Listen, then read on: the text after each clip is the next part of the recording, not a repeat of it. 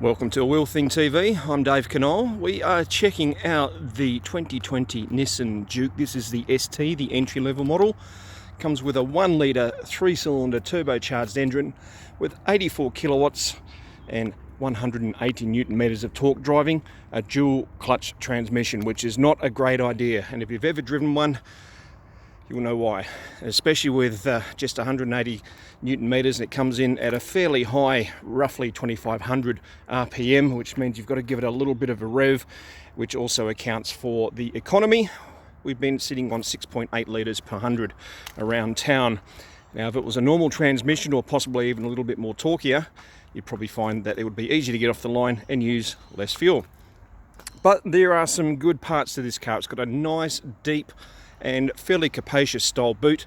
It's been completely restyled from the original version, and if we pull the taillights down, you can see, for starters, they actually look a whole lot more integrated into the design. And heading around to the front, we'll get to the interior in just a second. It still does have those slightly bulbous headlights, but they look a whole lot better than the previous ones. They've been slightly recessed, given a little bit of a makeover, and the actual driving lights, which used to be along here in the fenders, as you can see now integrate beautifully into the standard Nissan V. Heading inside for a quick peek, it's actually quite a nice little place to be. It's got some nicely hued grey plastics for the centre console and for the triple centre air vents. Pretty standard looking plastics, some nice soft touch materials here.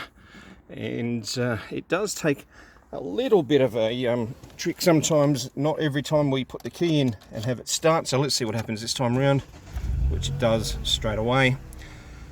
Audio, AM and FM only. Does have Android Auto and Apple CarPlay. There is no digital audio, but it does feature your USB ports for the centre.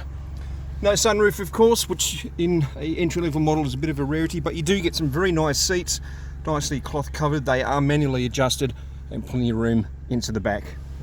The cost of this particular vehicle, according to the Nissan website, you're looking at around $30,490 drive away, which isn't a horrible price for a car that actually drives quite nicely once it's out and about. It does take a little bit of get going. It's best to actually just use a little bit of a gentle application of throttle rather than push it really hard, and you'll find that the DCT does tend to work just that little bit better. Check it out at nissan.com.au. For A Wheel Thing TV, I'm Dave Canole.